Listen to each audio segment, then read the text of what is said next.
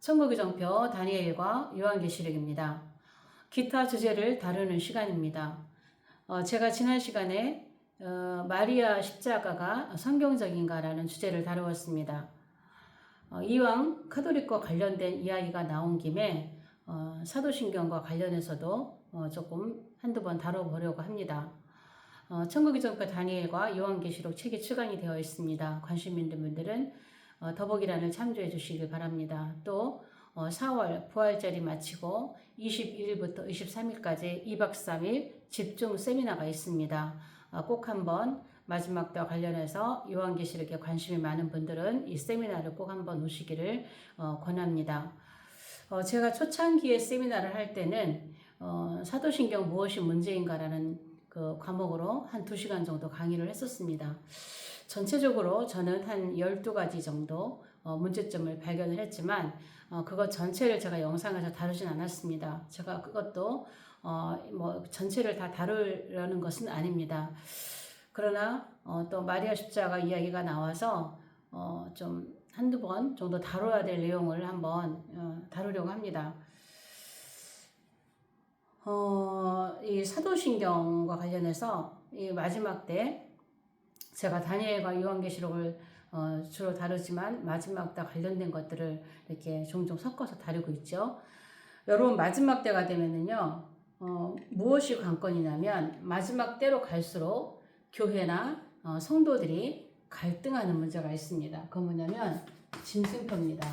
이 짐승표가 상징이냐 실제냐, 어떤 목사님은 실제라고 하고 어떤 사람은 상징이라 하고, 이런 데 있어서 교회도 성도들도 굉장히 혼돈이 오는 문제가 있습니다. 또 하나는 WCC입니다.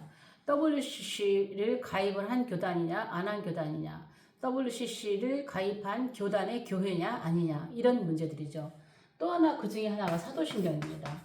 자, 사도신경을 해야 되냐 안 해야 되냐, 사도신경을 해야 되느냐 안 해야 되느냐, 또 사도신경 하는 교회 안 하는 교회, 또 이 사도신경이 잘못됐다 잘못되지 않았다, 이러한 논쟁들이 지금 계속 되고 있죠. 이게 지금 마지막 때와 관련돼 있어요. 왜? 이 종교통합의 주 세력이 카톨릭이거든요. 카톨릭이고 또 이 사도신경 또한 기독교에서 나온 게 아니거든요. 카톨릭에서 나온 거기 때문에 이 문제는 마지막 때로 갈수록 이렇게 논쟁의 중심에 설 수밖에 없는 것이에요. 그래서 사실은 저도 이 광화문 집회를 나가면 토요일마다 예배 드릴 때 사도신경을 하잖아요. 그럴 때마다 또 저는 어떻게 사도신경을 고백하는지 이러한 부분들을 함께 좀 나눠야겠다는 생각이 들어서 오늘 다는 아니고 몇 가지만 좀 나눠보려고 합니다. 사도신경에 대해서는 문제점들이 여러분들이 또 이렇게 찾아보면 좀 많이 있지만 일일이 좀 다 다루려면 좀 많고, 그냥 우리가 기억하기 쉽게 좀 이렇게 우리가 이런 것들은 분별해서 성경적으로 고백을 해야 되겠다. 뭐 우리가 신앙 고백을 당연히 하지, 하나님께 신앙 고백을 하는데 잘못된 신앙 고백이 아니라 성경적인 신앙 고백을 해야겠다라는 생각에서 몇 가지 단어만 여러분들과 함께 이 시간 나누려고 합니다. 첫 번째는 창조하신이에요. 창조하신. 자, 성경에 창조라는 단어가 얼마나 영광스러운 단어인가요? 얼마나 아름다운 단어고 얼마나 그 놀라운 그 단어인가요? 창조하신. 우리는 천지를 창조하신 하나님을 믿습니다잖아요. 천지를 창조하신 하나님, 우리는 천지를 창조하신 하나님을 믿는 건데 왜 굳이 사도신경에서는 천지를 만드신이라고 했을까요? 만드신 하나님을 믿습니다. 왜 이렇게 고백을 할까요? 여러분, 이 창조라는 단어는요, 무에서 아무것도 없는 곳에서 뭘 만들어내는 게 창조, 크리에이트예요. 그런데 이 만드시는 메이크잖아. 메이크는 유에서 유를 만드는 거예요. 이미 있는 것에서 또 있는 것을 만드는 게 메이크인데 왜 굳이 사도신경은 이 창조하신이 아니라 만드신 메이크를 쓸까요?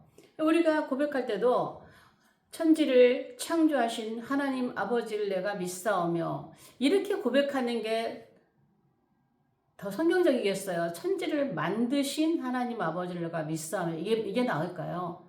여러분, 우리는 이거 만드신을 창조하신으로 해야 돼요. 창조하신으로 바꿔서 해야 됩니다. 이거는 조물주. 성경적인 단어가 아니에요. 성경적인 단어가. 그래서 뭐 제가 지금 자세하게 풀지는 않을게요. 자세하게 풀려면 또 시간도 많이 필요하고 우리가 그냥 일반적으로 그냥 싹 들어도 이해가 될 수 있는 그런 단어로만 제가 정리를 하겠습니다. 창조하신. 자, 두 번째가 독생자라는 거예요. 독생자 예수 그리스도를 믿사오니.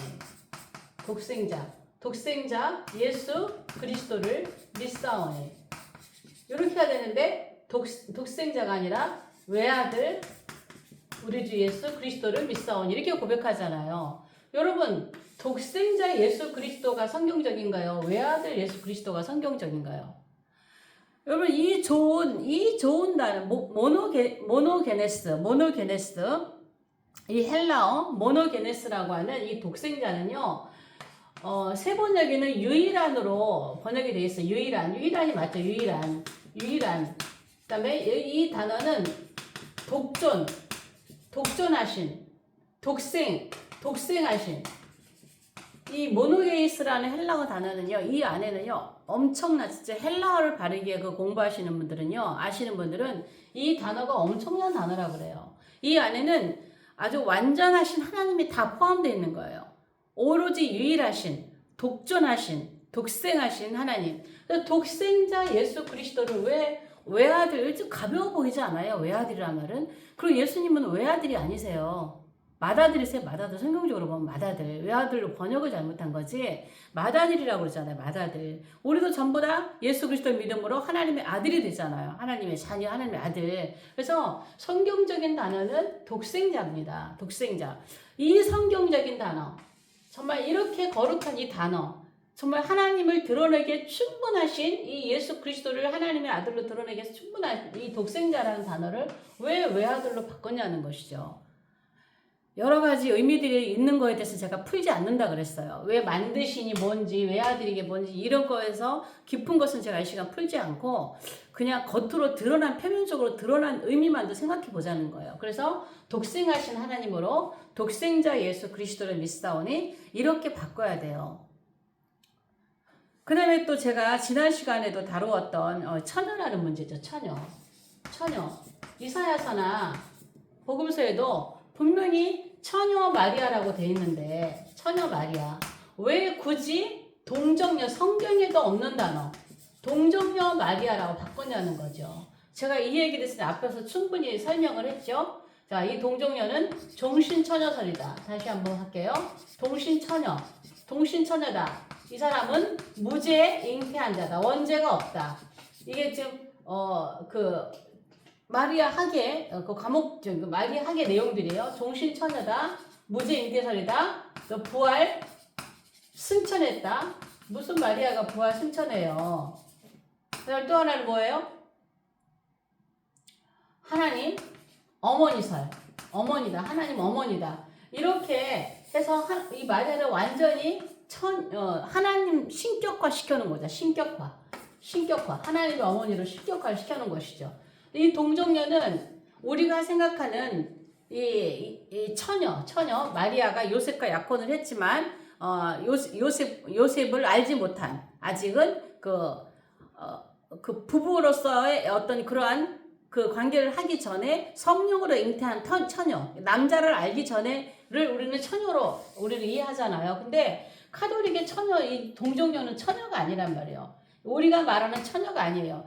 이 맏아들을 낳고 또 다른 자녀들을 낳은 요셉과의 결혼을 하고 약혼자였으니까 그때는 그 결혼한 이후에 예수님의 형제들을 낳잖아요. 형제들을 낳는데 카톨릭의 동정녀는 그게 아니란 말이에요. 종신처녀란 말이에요. 종신처녀. 영원한 처녀란 말이에요. 영원한 처녀.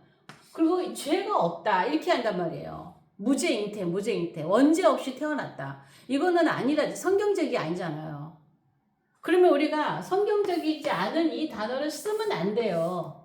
그런데 우리 모든 찬송가도 전부 다 동정녀 돼 있잖아요. 뭐 처녀가 있는 데도 있긴 하지만 동정녀라고 돼 있는 데가 많아요. 이것도 바꿔 불러야 돼요. 물론 동정녀도 우리가 남자를 알기 전에 그를 동정녀라고 하지만 천주교에서 말하는 사도신경에다가 이렇게 박아놓은 사도신경에다가 넣어놓은 이 용어는 우리가 성경에서 말하는 처녀 마리아 그 처녀가 아니라는 거예요.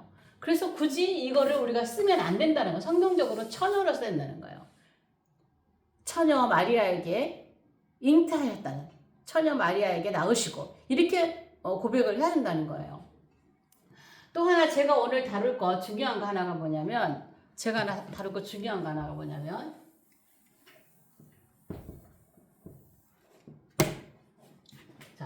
자, 동정녀라는 단어를 여러분들은 바꿔서 사용을 해야 됩니다. 그 다음에 하나가 뭐냐면 성도의 교통이에요. 성도의 교통.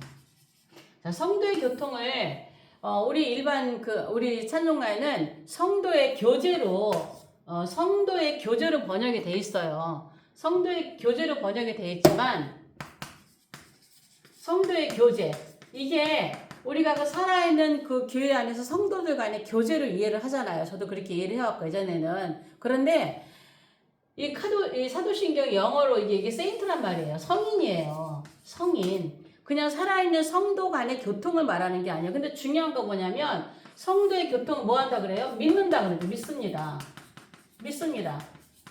제가 다음 시간에 한 번 더 이 부분을 그 밑에 중요한 내용과 연결해서 하겠는데요. 믿습니다요. 만약에 이렇게 이 번역을 했다면 살아있는 성도 간의 교제라면 살아있는 성도 간의 교제하는 것이 믿음의 대상인가요? 믿어야 할 대상인가요? 교회 안에서 성도들끼리 자매들끼리 성도들끼리 함께 교통하고 교제하는 것을 믿습니다. 이게 믿음으로 고백할 대상이냐는 것이죠. 아니잖아요. 이게 믿음의 고백의 대상이 아니에요. 이거는. 그러면 우리는 지금 이걸 갖다가 이렇게 번역을 하고 있지만 실제 사도신경의 원어의 그 영어에 이거는 성도의 교통이 같다 하면 성인이란 말이에요. 성인. 제가 오늘 성도의 교통, 성인들과 교통, 성경적인가? 우리 번역에는 성인이라고 성도의 교통으로 되어 있지만 그냥 그대로 성인들과 교통이라고 했어요. 제가 앞에다가 초혼이라는 거를 좀 쓰고 싶었는데 너무 좀 그런 것 같아. 초혼한데 이거는 뭐냐면 죽은 자와의 대화예요. 죽은 자와 대화예요. 이건 뭐예요? 어디는 초혼이라고 하기도 하고 어디는 강신술이라고도 하죠. 이 강신술. 그러니까 성경에 보면 성경은 초혼을 분명히 금하고 있어요.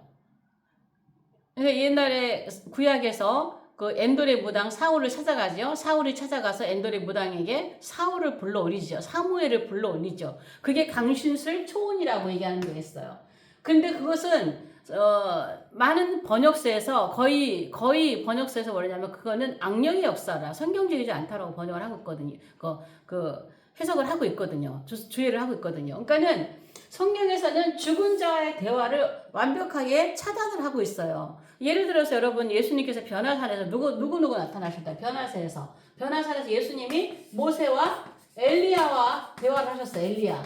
근데 베드로가 이거를 딱 보고 이 지혜가 딱 생겨서 저분이 모세구나. 저분이 엘리야구나. 이거를 딱 알아본 거예요. 예수님이 가르쳐 주신 것도 아닌데 딱 봤을 때 모세와 엘리야를 알아본 거죠. 알아봤는데 자 엘리야는 살아서 올라갔다고 하지만 자 모세는 죽은 자예요. 그런데 베드로가 이 두 분을 봤을 때 얼마나 반가웠겠어요. 물론 예수님께서 이들과 함께 대화를 하고 계시지만 이들의 그 믿음의 조상들을 봤을 때 얼마나 반가웠겠어요. 그러면 엘리야나 모세에게 한 번쯤 대화를 해보고 싶었겠죠.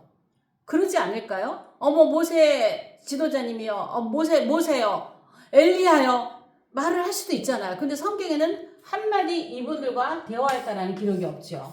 없어요. 성경에는 죽은 자와 그러니까 선지자들은 천사들과 대화는 해요. 천사들과 대화하는 장면은 많이 나오지만 죽은 죽은 조상들, 믿음의 조상들, 선진들 이분들과 대화했다는 장면은 한 군데도 없는 거예요. 그래서 제가 요한계시록의 24장로도 죽은 사람으로 보지 않는 거예요. 천사로 보는 거예요. 어떤 특정한 계급의 천사, 어떤 특별한 임무를 맡은 그러한 천사로 보는 거예요. 왜? 요한이 대화를 하잖아요. 그건 죽은 그 조상들과 대화가 아니에요. 그래서 성경에서는 죽은 자의 대화를 분명히 이 제안을 하고 있는데 성도의 교통을, 이 교통이 지금 기도하는 건데 카톨릭의 교리 보면은요, 이 죽은 자에게 기도하라고 돼 있고 기도해야 된다라고 돼 있어요. 그러면 뭐 여기도 여러 가지 이 죽은 자와의 교통, 그러니까는 죽은 자의 교통을 믿습니다라는 것은 죽은 자와의 교통을 해야 되는 것을 믿습니다. 자, 그러면 이들이 예를 들어서 어떤 게 있냐면 카톨릭에 무슨 책이 있냐면요, 이 죽은 성인들 있죠. 성인들이 가지고 있던 직업을 모아놓은 책이 있어요. 그 직업. 근데 그 직업이 한 50여 가지의 직업이 있다고 그래요. 제가 그 책을 직접 보진 않았는데 어떤 강의를 통해서 그 얘기를 들었는데요. 예를 들어서 이런 거라는 것이죠. 쉽게 이해하기 위해서. 예를 들어서 어떤 사람이 뭐 법을 공부해가지고 법관이 되기 위해서 법과 관련된 어떤 시험을 앞뒀다거나 또 미용사라든가 제빵사라든가 예를 들어서 어떤 자격을 쉽게 좀 이해하기 위해서 얘기하는 거예요. 어떤 이런 것들에서 기도할 때 앞두고 있을 때에 이것과 같은 직업을 가진 성인에게 기도하는 거죠. 기도해서 중재자의 역할을 해달라는 거죠. 제가 성인이요, 누구누구 성인이요, 당신이 가지고 있던 이 일 하려고 하는데 당신의 그러니까 예를 들어서 이런 분에게 기도하면 이분의 지혜와 영이 그 능력이 내게 온다라는 믿음도 있고, 그리고 기도함으로 그와 같은 그 성인과 같은 그러한 힘이 나에게 와서 또 주님께 기도를 좀 중개해줘서 붙게 해주십시오, 합격하게 해주십시오, 그리고 저도 이런 일을 잘할 수 있게 해주십시오, 이러한 식으로 성인들에게 기도한다는 거예요. 그래서 그 성인들이 가지고 있는 직업만 담아놓은 책도 있다라는 거예요. 그게 뭐냐, 성도의 교통이에요.